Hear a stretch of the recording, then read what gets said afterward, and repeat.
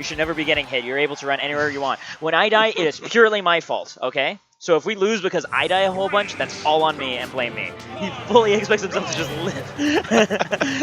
I mean, it definitely is, it almost sounds kind of cocky at first, but it's definitely, I think, their attitude is part of the reason that these two players are both so successful and have been able to go so far in the game. Oh yeah, I mean, they genuinely believe that they deserve to win all the time. Like when you actually see them play, it's like it's not undeserved. Their perspective of themselves. Like I have seen Shaky do crazy things, and I've seen Trevonte do the similar. We can hardly see some pretty insane pressure coming out of the low team. And very rare appearance, by the way, of the red Trevonte shield. Oh yeah, I have not seen. I have never probably seen that. forced him on it. Usually he just goes with the aura, but Sean is very much a stickler about colors. But Trevonte answering that KO right back with the up smash. Oh, but Vermillion is going to survive the tipper up smash. Wow, very impressive stuff. I was expecting him to die. Did he get limit as a result of that, or no? But it was probably the limit that still helped him. Yeah, the fast fall speed. Is going to go ahead and steal at that first stock on Sean. Diddy and Cloud actually are Trevonte's two favorite matchups to play. Yeah. He very much enjoys taking his characters off stage and doing good things with them. Because they're characters that have exploitable recoveries, and that if you put the hitbox in just the right spot, you take their stock very early. Doing so is not as easy done as it is said.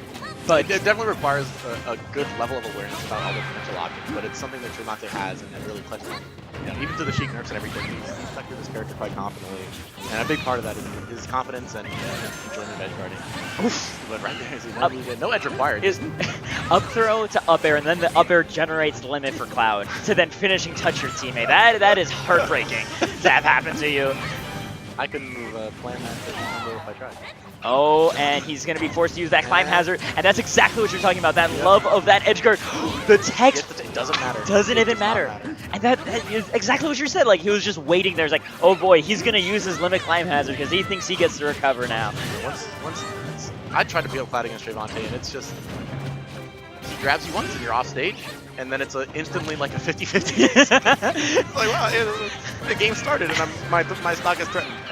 It's definitely not a fun experience. Cloud, despite how good of a doubles character he is, really does have some exploitable weaknesses that are maximized probably by Sheik. Yeah, just looking at Trevonte's edge guard right in that situation, building up like 40% on Vermillion, getting him off stage, forcing him to blow his limit too. That's the really big part. I will say, the blue team has done a pretty decent job of holding it fairly close. Shaky is on his last stock at almost a kill percent, kind of. He's at kill percent for a finishing touch follow-up at the very least. So if the blue team can get a little bit more limit charge and just try to play safety around that. That F smash covering the spot dodge attempts by Trevonte to protect that down air. One of the really difficult things I think about playing against Sheik in doubles, is that if you have someone like Ness, especially as a partner who's really aggressive, oh man. Can we talk about that yo-yo? Because his yo-yo is a series of weak hits until the actual smash hit, right? And all it takes to knock the rocket barrels off and causes Didi to just flail uselessly into the ground is a weak hit. So he just needed to just scrape his nose with the yo-yo, and that was enough to kill Sean. That's that rough Diddy life, man. That's the kind of thing that keeps Diddy players thinking that they're low-tier heroes. Those struggle situations. Man, the struggle is real for them. I can really feel for them having to struggle through so many like 60-40 matches. It's got to be a nightmare. You know, when your whole life is so easy, it weakens you. It makes you soft. Victory has defeated you. Waiting so long for the perfect challenger. Oh, but like I was saying, one of the really frustrating things about playing in Sheik in doubles is just that, you know, unlike a character like Ness or Cloud, who just has ridiculous strength to her follow-ups, she really kind of just another day on the job for Trevonte. You want to talk about that, or is that too close to home? Oh man, I mean that's what I'm saying, man. Just the relentless edge guards of Trevonte here, like it's basically that up throw finishing touch though immediately evens it up. There's the justice. That's justice now. That is how. That's the first shield break of the night. That is.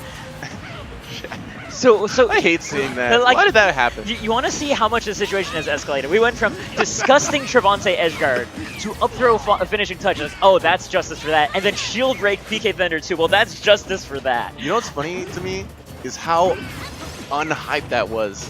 Yeah. Because we just see him do it all the time.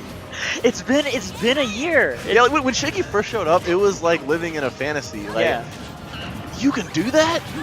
Ness can just it made PK Thunder look like a top tier move. Yeah. And after all this time, like, oh, looks like he died at 30 to PK Thunder. Ooh, wow. That limit cross slash actually really good, catching Shaky's double jump up to the ledge. I mean, that being said, blue team still has almost a full 2 stocks they need to make up right now. Shaky finding the sneakiest punishes on Vermillion right now.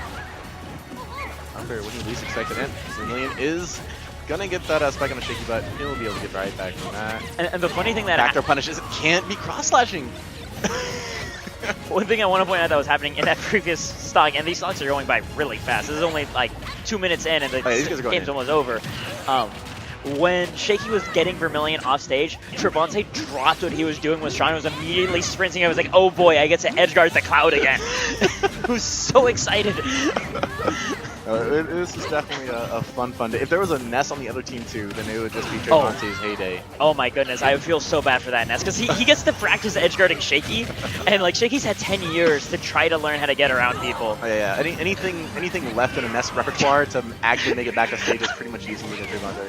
And the yeah, I know. We're just the blue team was actually keeping the overall exchanges, I think, relatively close, but the disgusting amount